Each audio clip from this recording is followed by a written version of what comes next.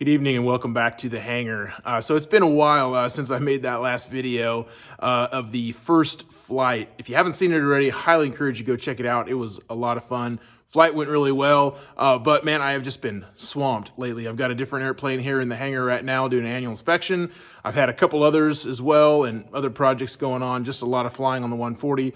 So I wanted to make this last video to just kind of recap the entire 140 project as a whole. I want to talk about a couple things that worked really well throughout the project and a couple other things that I probably wouldn't do again. And then I just have a lot of people to thank for the 140 project. So let's get to it. Here we go.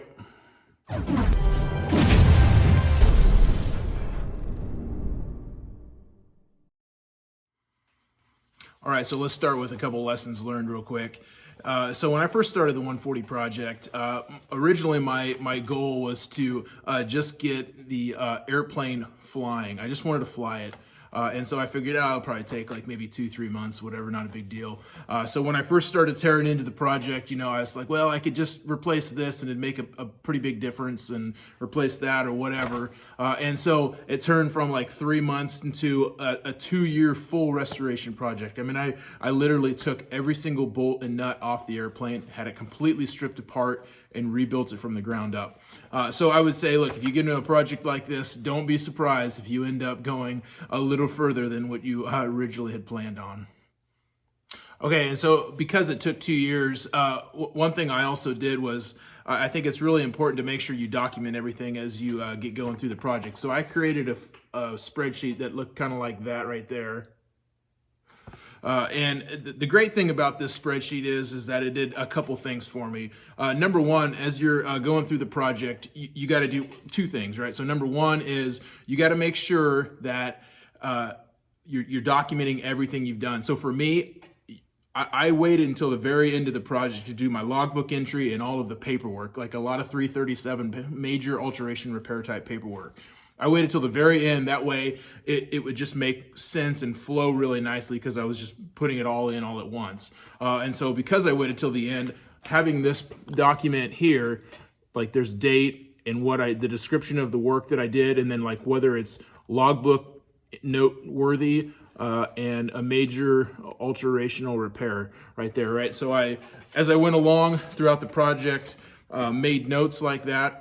And it worked really well just to kind of refresh my memory at the very end of the project, or, you know, I would have missed something and that'd be definitely not good. The other great thing about this spreadsheet that I created is as you're going through a large project like this, it's very easy to get discouraged and just kind of want to throw your hands up in the air and say, I quit, I'm done, I'm sick of it.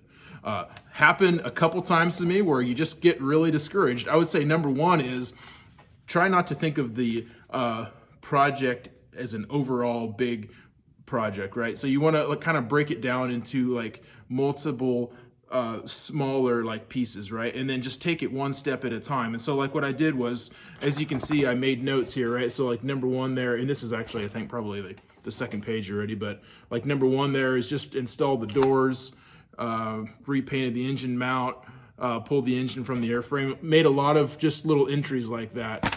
And you can see here, there's a whole bunch on that page, I mean, I made a lot of entries as I went along. And the great thing about doing that is as you go through the project, you can kind of look back and see where you started and how far you've come on the project. And it kind of gives you some motivation to keep on going, especially when you start feeling very overwhelmed, like you have a lot to do. You go back and look how far you've come, and it's very encouraging.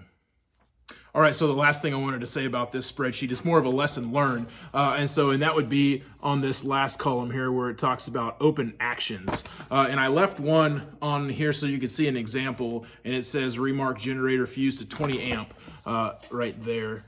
And that is from when I installed the BNC alternator. And so the one thing I would say here is that as I was going through the project, I put open action items here. And the reason for that is, so like as I'm going through this, I might have installing elevator cables, right? Well, but I'm not ready to tension them because I don't have all the components in place, but I want to get them run, you know, for whatever reason. So I install the elevator cables, but in the open actions needs tension, right? So it's very important that if you've got to remember open actions like that so that you go back and obviously finish them later. The one thing I would do differently though is a lot of times what I would do is I would just erase it on the computer. I just like delete it, right? I think what I would do if I was to do this again, which I am going to be doing this again, is I would just put a line through it. That way, when you go back and you start thinking, well, I installed the elevator cables and I'm pretty sure I tensioned them up because it's not on my spreadsheet here anymore, but did I really? I can't quite remember. So for that reason, I ended up double checking cable tensions and all kinds of stuff like multiple times just because I wanted to make sure, but I would probably just put a line through it just so I knew for sure.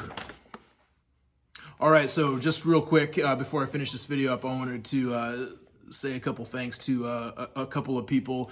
It most likely will forget a couple names, and I apologize for that, but a couple names on the list are definitely Brett. You helped me with a lot of the polishing process and your wisdom and knowledge of the overall process, giving me a lot of tips throughout the project. Definitely appreciate that. My brother Lance and buddy Garrett, you guys came over and helped polish up as well. Definitely appreciate you guys.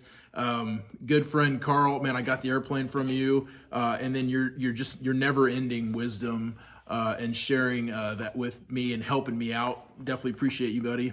And then my son Noah, you helped on the project quite a bit. I'm really impressed for 15 to 16-year-old boy who would probably rather be in the house playing video games, but you spend a lot of time out here, and I definitely appreciate that. The last person I wanted to thank, that he's probably not even really expecting it, but there was a couple times where you came over just at the right time and gave me words of encouragement, and that meant a lot. And there was one specific time that I remember where I was polishing the fuselage, and it was getting really frustrated because it just wasn't cleaning up, and I was literally almost to the point where I was just ready to throw my hands up in the air and say, I'm done, I'm going to paint it. But you came over and you gave me words of encouragement, and it was what kept me going on the polishing process, and so thankful that you did. And so my dad, definitely appreciate you and your encouragement. I love you. Thank you so much. Well, that's it for the 140 project. Oh, that was so much fun. I definitely appreciate all of you hanging out and watching the videos and supporting me throughout the project. And so the next project is the Cessna 180 sitting here behind me. I know I touched on it in one of my previous videos, but I am really looking forward to get going on this one. And so definitely want you to stay tuned for this project. It's going to be a lot of fun. So if you haven't already subscribed, check us out on both Facebook and YouTube. Just simply search for Hebert Aviation. It's all one word. Give us a thumbs up if you like the video. Subscribe. Stay tuned for this next project. It's going to be a good one. Thanks again for watching and hanging out. See you next time. Bye.